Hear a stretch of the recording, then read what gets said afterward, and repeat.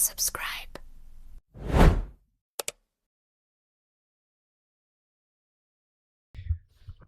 UFC Fight Night, Gilbert Burns taking on Mike Malott. If you haven't already, smash the like button, smash the subscribe button. We're going to go through the whole card with the breakdown of each fight. Let's get into it, man. I'm excited for this video. Share the video as well. Yeah, we got a great card. UFC Fight Night. Not too stacked, I'm not going to lie. Kind of some no names on this card, but there's some interesting fights, man. I feel like I got some good calls this week. I've gone through, done the research, did my time, and I think we got some good picks for you guys. So without further ado, let's get straight into it. Let me stop yapping around. Our first fight on the card is honestly a really good fight. We got Jamie Siraj taking on John Yanis. Good little featherweight fight right here. Jamie Siraj is a great grappler. Pressure wrestling in your face all the time. Doesn't care to eat a shot to get a takedown. John Yanis, on the other hand, he's not very well rounded. His takedown defense is honestly trash. And I think that's going to be a big factor of this fight. John Yanis has good boxing, great power in his hands, I'm not going to lie. But he doesn't really land the shot that he needs to land in these fights. And I feel like with a guy like Jamie Siraj, he's going to be in your face the whole time, pushing that pressure, that wrestling pace. I think he's just going to outpace John Yanis. I don't think he's ready for the grappling. His takedown defense is trash, guys. I mean, his takedown defense is not on par to deal with Jamie Siraj. He's a great grappler in your face. I'm going Jamie Siraj by submission. I think you could see John Yanis maybe give Siraj some problems here. He's got heavy power. He could land a big shot on the inside, change things really quickly. But I just think for 3 rounds, man, I'm looking at Jamie Siraj pushing the pace, getting in his face. I think we're going to see a finish here. I'm going Jamie Siraj by submission. I think he's going to get to the back of Yanis. Maybe a round 2 or round 3 submission. John Yanis had an interesting career, man. I mean, I'm going to ride what's going hot right now. Siraj is coming off 2 wins. Nasty submissions. Rear naked chokes, both of them. I'm going submission. Jamie Siraj by submission is the call. John Yanis could maybe hurt him, but he's going to get cooked, bro. Jamie Siraj is the call all day long. All right. Next fight on the card. Get that shit out of here, man. No ads. Ad block in the way. Let's go. All right. Next fight on the card.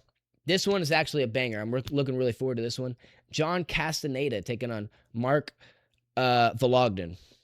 Mark Vologden just had one of the craziest fights of all time on the Contender Series. He's an absolute savage. This dude's a dog, crazy Russian contender. And John Castaneda, on the other hand, been in the game for a while. He's 34 years old. He's getting up there in age. He's really well-rounded. He's got great boxing. Not much power in his hands, more like pity-pat shots, volume. And he's got good wrestling as well, man. I'm not going to lie. John Castaneda is really well-rounded here. Mark Vologden's got like a karate-based style. He's got really great kicks from the outside. He lunges in. He's really unpredictable. His style is kind of weird. This is a close fight right here. This is a great fight right here. I think it's going to be a war. I think we're going to decision. I'm just leaning toward John Castaneda. Mark Vologden, this is his UFC debut. I just don't think he's ready for that level really yet. John Castaneda hasn't looked good recently, but he's still a legend of the game, man. He still has great fight IQ. He's not 5'3". That shit is wrong. Vologden is not 5'3". He's like 5'5". He's not tiny for the weight class or anything like that. I just think John Castaneda wins the small exchanges of grappling against the cage if they were to clinch up. Mark Vologden's chance here is to really find a chin or to hurt John Castaneda early, which he can do, don't get me wrong. This dude's very talented. But, I mean, that fighting in the Contender Series, man, it was a war, and he lost. I mean, he looked really gritty in that fight. He's really tough. I think it's going to be another one of those fights. Another close scrap for Mark Vologden, but I think he loses. A slight edge. I'm going split decision for John Castaneda. This is a great fight right here, though. I would not be surprised if Mark Vologden catches them with some crazy shit, though. Spinning wheel kick, a head kick, crazy knee up the middle. Mark Vologden's very good. I just think John Castaneda, man, he's that next level. I don't think Vlogner's ready for that. We're going John Castaneda by decision. I think that's the right call. Think it's the right call, chat. Next prelim on the card. Man, I don't know how this card's kind of weird, chat. I ain't gonna lie. There's not many big fights on here. There's some interesting matchups, like if you're not a casual and you know some of these guys, some of their backgrounds. And there's some good debuts in this card, I'm not gonna lie. There's a lot of good debuts. But overall, the card's mid, bro. This card's kind of trash. They're making a lot of filler cards this year. And I like it. There's always UFC every weekend. There's always going to be content to post. But we want to see stacked events. I think I'm with everybody on that. We want to see more stacked events. We can take a weekend off. You know what I mean? Put like a trash card here and there so we can get a stacked main event. It's like there's a pretty decent card every single week. And then there's like a numbered event that's decently stacked. I don't know. The last card was really stacked. Let's be honest, chat. But next fight in the prelims, we got JJ Aldrich taking on Jamie Lynn North. I'm picking Jamie Lynn North. I think she has a physical advantage that JJ Aldrich isn't ready for. Jamie Lynn North got a nasty finish in her last fight. Yeah, knocked out Therese. I don't even know who that chick is. But the finish is disgusting. Go watch it. Go rewatch it. Jamie Lynn North is just a physical phenomenon. Honestly, for this women's division. JJ Aldrich is good, though. She has great straight teep kicks. A good one, too. She's quick in the outside. Decent grappling and jiu-jitsu. I'm going to have to take the favorite here. I'm going Jamie Lynn North. I think Canada gets their first win of the night here. And, yeah, Jamie Lynn North's just more physically dominant. And that's a big factor in female fights. I'm always going to say that. Almost every female fight that I cover, unless it's like pretty even skill matching. If there's a physical advantage that's very evident, I'm taking that every time in a female fight. I think it's very important. I'm going Jamie Lynn North. I think is she going to get the submission? I think it's going to go to decision. JJ Aldrich is kind of tricky, can avoid some danger, but Jamie Lynn North is more powerful. She gets the job done. Get a lay on her for 3 rounds, probably. That's my prediction. Moving on. I don't really want to talk about that fight forever. Let's be honest here. Another one that I really don't want to spend too much time talking on, but we're going to go through it anyway for you guys. Melissa Croden taking on Darius Zelezhenkov. I just butchered that shit, and I'm sorry, man. I can't say that Russian shit, bro. That's hard. I don't know much of this chick. Melissa Croden, obviously. Everyone knows who Melissa Croden is. If you don't, you're casual. She's decent all-around game. I mean, she just lost to Lana Santos. She beat Macy Barber. Did she beat Macy Barber? That's later in the card. Sorry. Got it mixed up. Not Melissa Croden. Honestly, man, this fight's going to be kind of trash. I think Melissa Croden is going to get the job done by split decision. I think she's more gritty. I think she's a little bit tougher. Like, she don't look like she should be fighting. Like, let's be completely honest. Like, I don't know why. The Iron Lady. I mean, she's Russian, I guess. You know what I mean? She's got that Russian blood. For my country. I don't know. I'm taking the Canadian. I'm going Melissa Croden. I think she's going to out-tough and out-dog Zelenchikov. Fuck, man. Fuck! That shit's impossible, bro, to get that right. Let's be honest. Moving on. We're going Melissa Croden in that one. I don't want to spend too much time talking about like certain fights. You know what I mean? There's certain fights we're just going to move on, get to it. This is a great fight right here. Definitely want to talk about this. Get that ad block out of here, baby. I'm going to edit all this out, chat. Don't even worry. I'm going to edit it all out. All right. Next fight on the prelims. We got Tanner Boser taking on Gokhan Sarikam. Now, Tanner Boser's not to be slept on in this fight. He's a plus 135 underdog. I think you could find him at higher value, waiting a little bit in the week. Maybe on like a Friday or Saturday morning. I think this might bump up a little bit to maybe a plus 145, plus 150 underdog maybe. And Tanner Boser, I think, is honestly good money in this fight. I really want to pick Gokhan. Very well-rounded. He's big for light heavyweight. I mean, this dude's fought at heavyweight before. His last fight was at heavyweight. He's big. He's got great kickboxing. I think he's going to look to grapple in this fight because Tanner Bozier's kind of a bitch on the ground. He's really a stand and bang type of guy, a brawler. He has a great 1-2 down the middle and is very durable. This is one of those fights where it's like whoever comes out and executes their game plan the best will win. But both of these guys aren't top 15 level, aren't top 20 level. They're not even ranked in the light heavyweight division. Let's be completely honest. Honestly, chat, I'm going to go Tanner Bozier here. I'm going to go for the underdog. I think Tanner Bozier can get up from some of the takedowns from Gokhan. I think we're going to see a Gokhan at light heavyweight start to gas out a little bit. Maybe a hard, tough weight cut for Gokhan. He's a big motherfucker, dude. Like, let's be completely honest. 6'3", 76-inch reach. Like, and he's getting older, dude. I'm going to go with the Canadian here. I think the Canadians are going to do good on this card, bro. I'm going Tanner Bozier. I think he could knock Gokhan out. He's got really good straight rights. He's really tough and durable. I could see a world, though, where Gokhan just gets a lot of control time on Tanner Bozier. You see some stand-up, maybe late in the third round. They're both gassed, but Gokhan gets a split decision based off of control time. Just a close fight. Don't get me wrong, chat. But I'm going to go Tanner Bozier. I think he out-toughs this one, out-dogs Gokhan. We're going Tanner Bozier by finish. I think he's going to knock out Gokhan in the second round. Tanner Bozier by finish. We'll see a gas Gokhan, and he goes in for the kill. What do you think, chat? I think that's a good call. Next fight on the card. Chat, like, dude.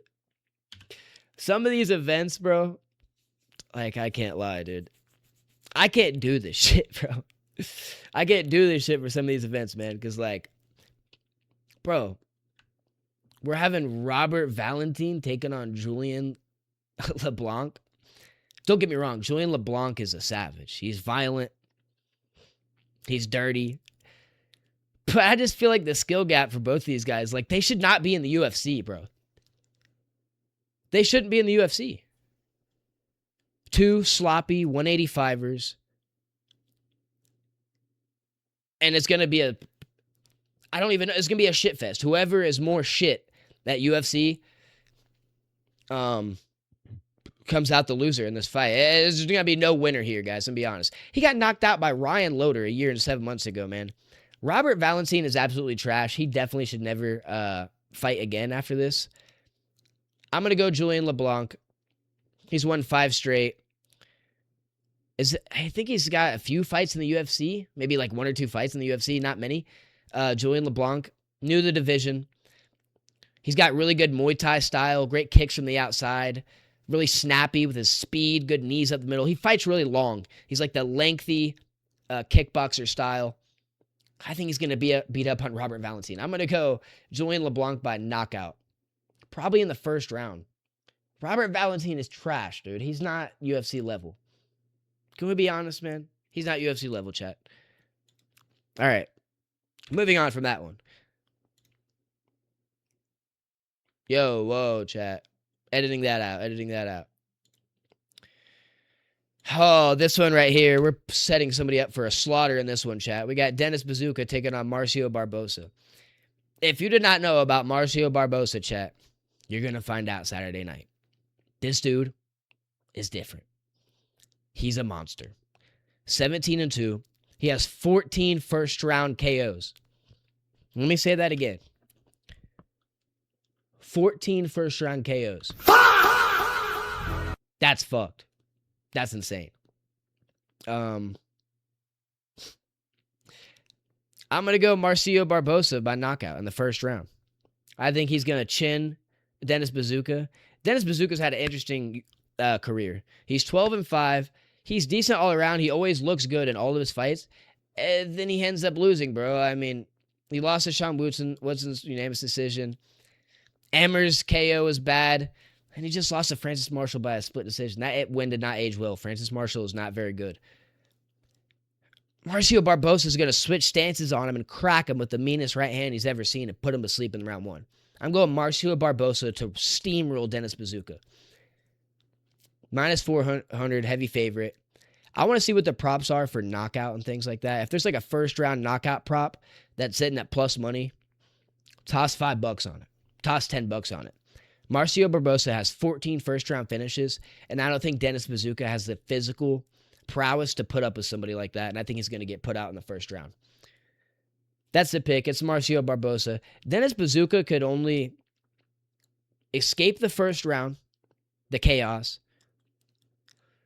do some damage early to Marcio Barbosa, land a good shot, slice him open or something like that, and then really exchange in some grappling, which even then I don't think the physicality is on Dennis Bazooka's side. I think Barbosa is going to be able to even toss him around a little bit. Barbosa's good, man. I trust him. Really good up-and-comer. And I like what I'm seeing from him. I'm going Marcio Barbosa by knockout in the first round, if he's going to chin Dennis Bazooka. All right, next fight on the main card. We got Thiago Moses taking on Gage Young. Now, this is a banger of a fight right here. Gage Young, the young up-and-comer, 25 years old. He has 2 fights in the UFC, 1-1. He's honestly looking pretty good. He's got a really good boxing on the inside, great wrestling base. Thiago Moses, on the other hand, is a legend of the game, bro. This dude's been around for a long time. He's been up and down the past 2 years. He got knocked out by Jared Gordon. That was not a good look. I just think Thiago Moses is more well-rounded, is going to wrestle the shit out of Gage Young, and over the course of 3 rounds, outpoint him. I think that's Thiago Moses' game. I think it's a perfect fight for Thiago Moses to come back. Gage young, unexperienced, and I don't think he's ever seen someone like Thiago Moses. Thiago Moses has fought legends of the game. This dude fought Islam Makhachev. He got destroyed, but he got some takedowns in Islam, got some decent control time. He's actually a really good grappler. He's not the same Thiago Moses as that fought Islam. I just have faith in him. I mean, he's an underdog here in this fight. I don't know what the line is sitting at now. He might be maybe a favorite at this point. It's a very close line.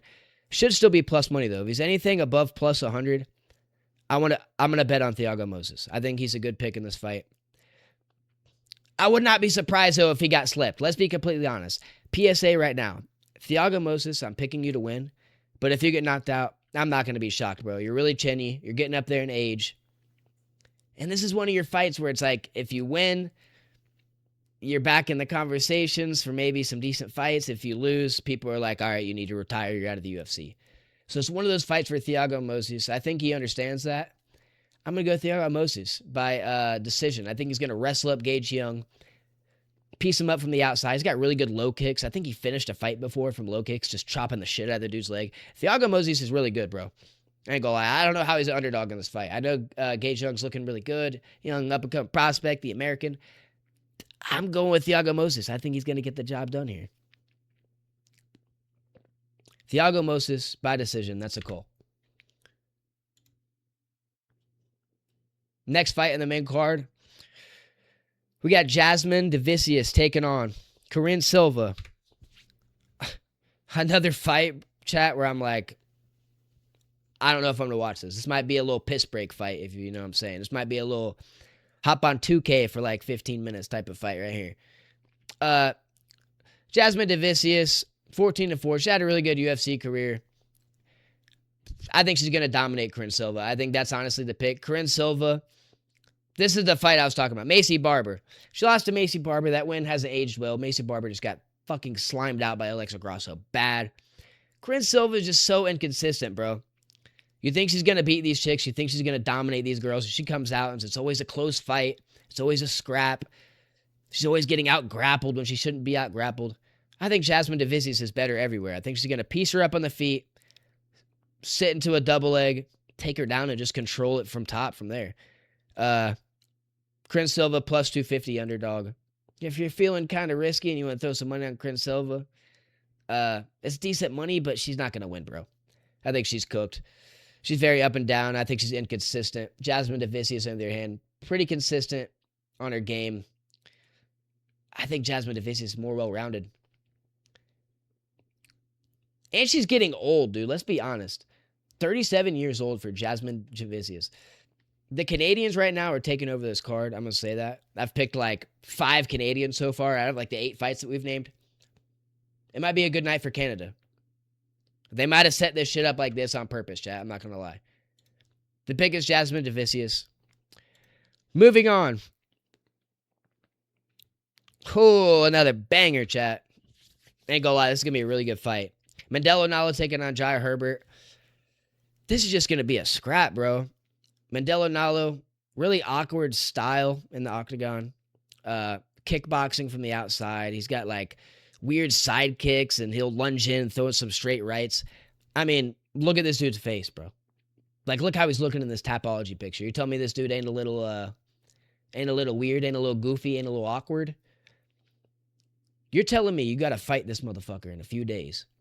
You look at that picture, and then you look at his last few fights. Destroying people. It messes with your head a little bit. Jai Herbert, absolute legend of the game. Cage fighting champion.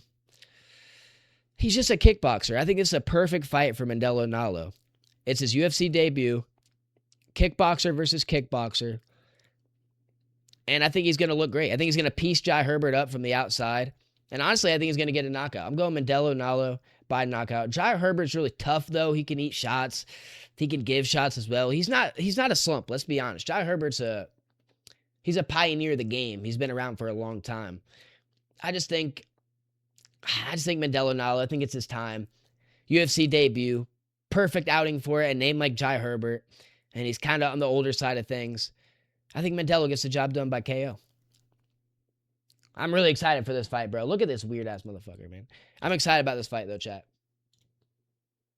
Get out of here with these ads, man. Co-main event of the night. This is a banger, bro. Charles Jourdain taking on Kyler Phillips. I've had Charles Jourdain all week leading up to this fight. But also, it's tough. My girlfriend's texting me. Kyler Phillips is really good on the outside, bro. He's really tricky. He uses range really well. His defense is really good. He's got great head movement. I just think he kind of runs on the outside a little too much. And that's going to be Charles Jourdain's perfect plan. He's going to chase him, tire him out. Charles Jourdain is an absolute dog, bro. I love his game. Great jiu-jitsu. He's absolutely nasty on the ground. And he can stand and bang, too. This dude's not afraid to throw punches in the pocket. He's durable. He's really finding a spot at 135. He's won 2 straight. I'm going Charles Jourdain. I think he's going to get the back of Kyler Phillips, maybe late second or third round. After an absolute war, I think Kyler Phillips will give some tough problems to Charles Jourdain on the feet. He's really tricky. He's got great kicks. I think he can chop the leg of Jourdain, land some body kicks. Overall, though, the pressure Jourdain, man, he's going to be walking him down. He's going to be huffing and puffing. Eyeing you. Charles Jourdain is ready for the finish at all times, man. He always goes for the finish. And I think that forward pace is going to win him this fight. Charles Jourdain outdogs Kyler Phillips, gets his submission. I'm going to go round 2. Charles Jourdain by rear naked choke. I think that's a call. Hasn't he won 2 straight? Yeah, 2 straight by guillotine. Charles Jourdain's got some nasty chokes, man. And Kyler Phillips isn't ready for something like that. Just lost to Rob Font. And Vinicius Oliveira, another person who walks you down, pressure in your face all the time. And Kyler Phillips was a bitch in that fight. He was on his back foot, covering up. He looked like tired and scared. That's going to be the same story this fight. I think Charles Jourdain walks Kyler Phillips down. We're going Charles Jourdain by submission, round 2. Lock it in. He might be my pick of the week, chat. I'm riding high on Charles Jourdain this weekend. Let's go, baby. Let's go Canada, honestly, bro. I'm rooting for Canada this weekend. All right. The main event of the evening. This one's sad, bro. I don't know if I want to talk about this one for too long, man. Gilbert Burns taking on Mike Malott. Gilbert Burns is just old, man. He's lost 4 straight. And I don't want to say that he's old, but his age is really showing. If he was old and he was still whooping ass, then I wouldn't say he's old, because I love Gilbert Burns. But he's old, and he's showing his age. So you got to call it how it is, man. He's unk status. He's grandpa damn near now. It's Mike Malott's time. Mike Malott, I think he's going to win this fight by KO. That's my official prediction. Mike Malott has underrated hand speed and underrated boxing technique. Look what he did to Kevin Holland. Pieced him up. A lot of people were picking Kevin Holland in that fight, make it a dog fight kind of. It was really Mike Malott that made that a dog fight. Busted Kevin Holland up. He's honestly decently durable. His gas tank has been questionable in the past. He's worked on it, in my opinion, of his last few fights. He's improved really well. He's won 3 straight since that terrible loss to Neil Magny. That shit was trash, bro. That was terrible. Gilbert Burns, if we see prime Gilbert Burns, I'm telling you right now, he can beat Mike Malott. But we haven't seen prime Gilbert Burns, for 4 straight fights. He kind of folded last fight against Michael Morales. He literally got hit, fell on the ground, covered up, did the Anthony Smith technique, roll up in a ball and get finished. So, I love you, Gilbert, man, but Mike Malott's going to knock you out. I'm going Mike Malott by KO. It's his time to shine, man. Canada's going to take a lot of fights on this card. This is still going to be a banger, though. I can't wait to see it. This whole card is going to be sick. Make sure you guys tune into the live stream. 5 p.m. Eastern. Streaming the entire card. Follow the Twitch. CV_11. This video was rusty, bro. But second video ever. I mean, it is what it is. Appreciate y'all for watching. Like, comment, and subscribe. We'll see y'all next week. Deuces.